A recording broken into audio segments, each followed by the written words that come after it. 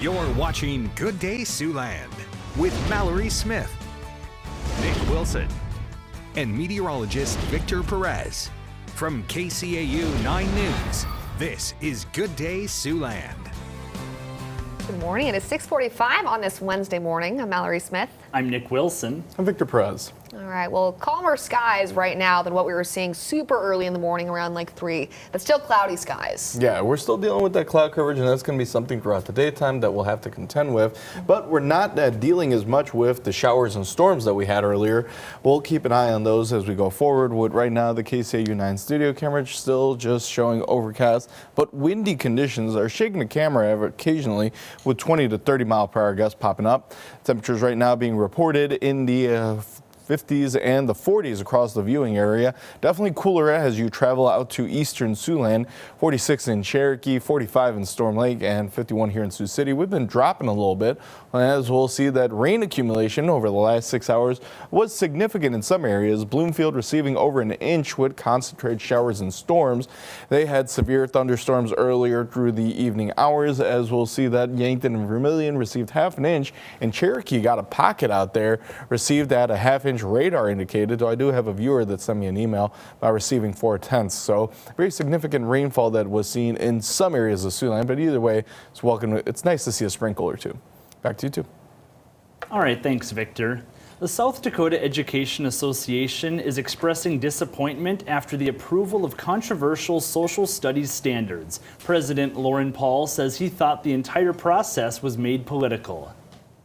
And it was not a vote that was by comments or concerns by our educators from South Dakota, and that's disappointing. Out of nearly 1,300 written comments submitted on the proposals, just 121 were in favor, 37 comments were neutral. And meanwhile, in the Iowa House, lawmakers passed an amended version of the wide-ranging governor's education bill. The bill would require school districts to post all curriculum materials online.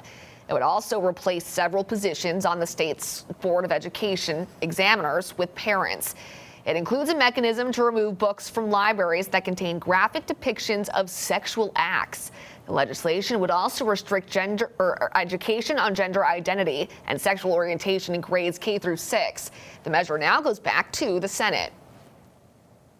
Over in Nebraska, a bill aiming to loosen restrictions on concealed firearm carry is on today's legislative agenda. LB 77 would allow all Nebraskans, aside from minors and certain prohibited persons, to carry concealed handguns without a permit. It would also prevent communities in the state from regulating the ownership, possession, storage, transportation, sale, or transfer of firearms or other weapons, or requiring registration of those weapons. Any existing county or city ordinances to the contrary would be declared void. Today's session is set to begin at 9 a.m. And back in Iowa, 2 Fairfield teens have admitted to killing their high school Spanish teacher. Willard Miller and Jeremy Goodale both pleaded guilty to first-degree murder in separate hearings yesterday. They admitted to killing Nohema Graber with a bat back in November of 2021. Miller and Goodale were 16 at the time of the crime, so they're not subject to a mandatory term of life in prison. Sentencing hearings have not yet been scheduled. In South Dakota, the 2015 Harrisburg school shooter has now been sentenced to 10 years in prison after a hearing at the Lincoln County Courthouse. The case against now 23-year-old Mason Buell was reopened after a probation violation involving a simple assault charge in Hughes County while he was living in Pierre. After an extensive hearing with arguments on each side, Judge Rachel Rasmussen reimposed the original 25-year sentence with 15 years suspended, meaning the sentence is 10 years with the opportunity for parole. The underlying case in Hughes County, the defendant entered a plea of guilty to a charge of simple assault domestic. Initially, he had been charged with rape. You heard some of the arguments today relating to that case, but at the end of the day, there was a specific provision in Judge Zell's sentence that said no violent behavior. And clearly the defendant violated the condition of that sentence by engaging in a simple assault domestic. Buell's attorney did not have any comment after yesterday's sentencing. And meanwhile, we have an update on the Floyd Boulevard train derailment.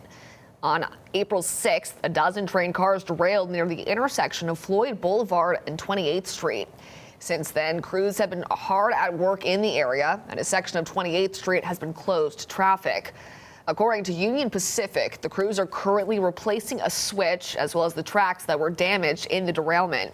They say their goal is to have work completed and 28th Street reopened later this week. All right, well, now it's time to meet today's Stray of the Day, and it's Still Waiting Wednesday. Every Wednesday, we feature a pet picked up by Sioux City Animal Adoption and Rescue who's waiting quite some time to find a forever home. This is Sadie, a female middle-aged boxer pit bull terrier mix. She was found over in Correctionville back in January. She's been at the shelter for more than 3 months now, and they say she's a super friendly girl who knows her basic commands. Sadie is available for adoption now. Now, if you lost your pet or if you're looking to adopt, you can visit the rescue's website. That's at SiouxCityAnimalRescue.com. And there's no reason for her to be staying at the shelter for so long. She's a sweet girl. She's probably not loving the rain, though.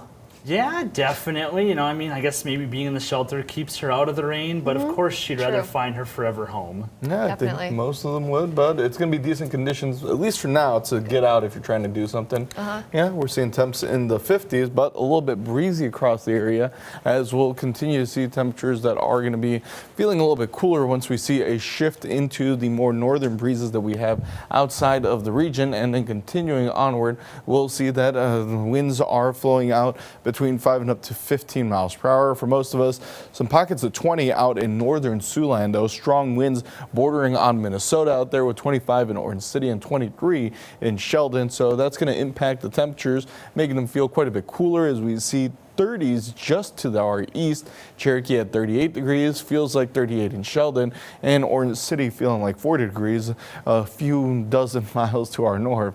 As we'll see that the looping radar shows those showers and storms moving through. We do have a few that are still popping up over by that would be Palo Alto, if I remember correctly. It's Dickinson, Palo Alto, then Pocahontas counties, showing some of those showers moving out of the forecast area almost at this point.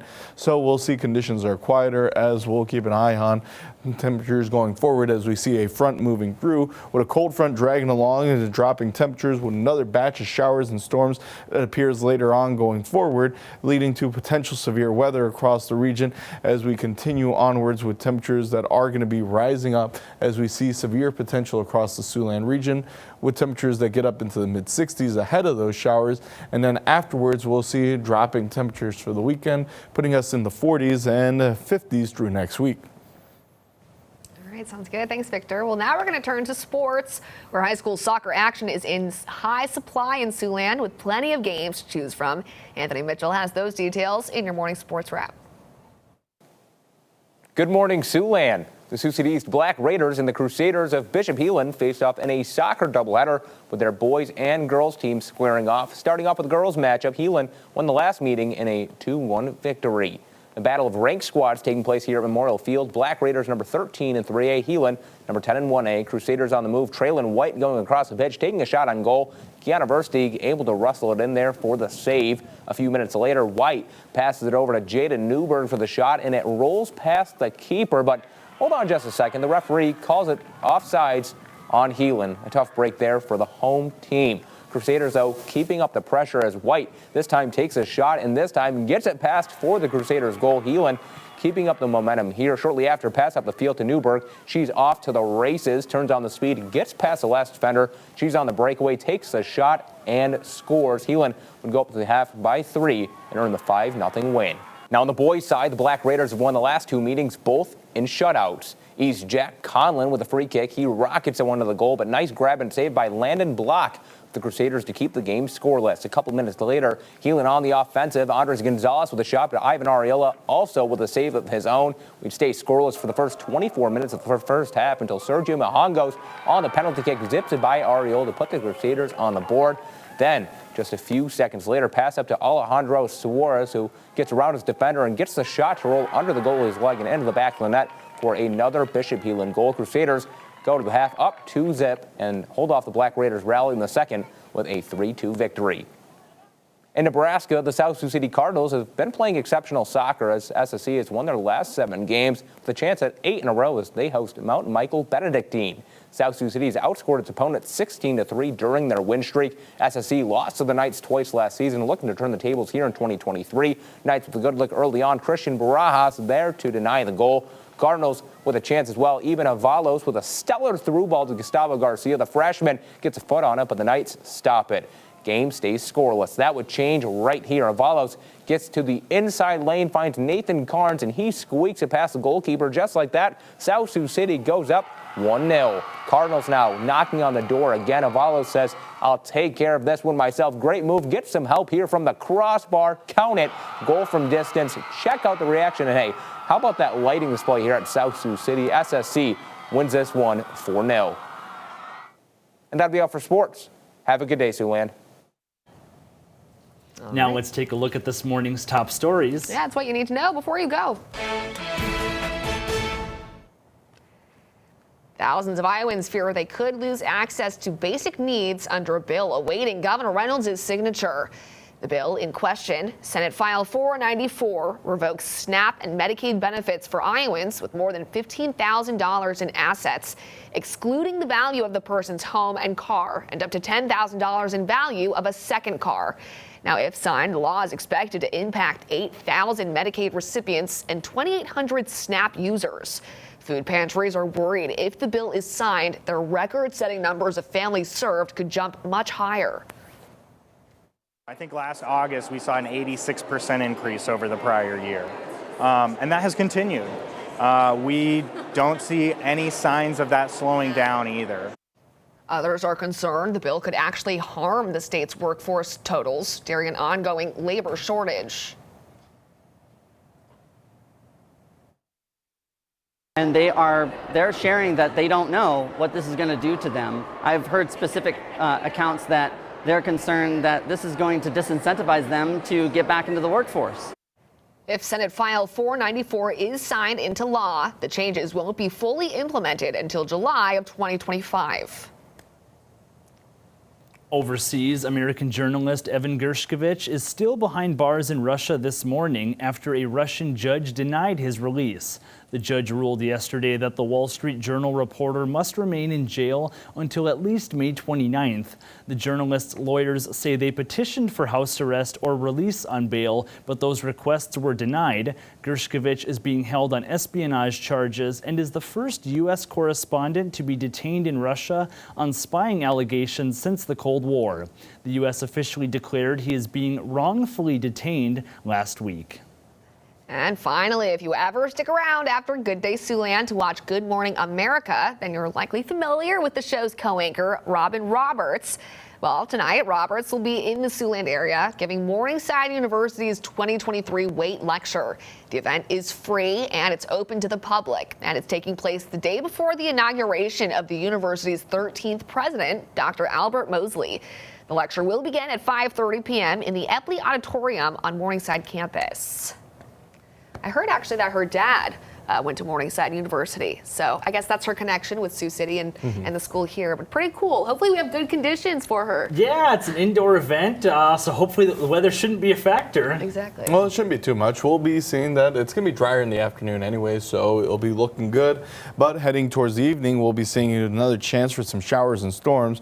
Temperatures rising up into the mid-60s as that graphic does not update up there. But we'll see that the 9 on 9 shows that we'll see partly cloudy skies throughout much of the daytime and overcast as we see showers and storms through the evening, expected to continue through tomorrow morning as we start to have winds pick up with conditions that are going to be in the 40s through the weekend and then warming up a tad through next week, but keeping us in the 50s and then a little bit cooler than what we've been seeing for the last few weeks. So coming to an end for April with cooler conditions for the latter half, huh?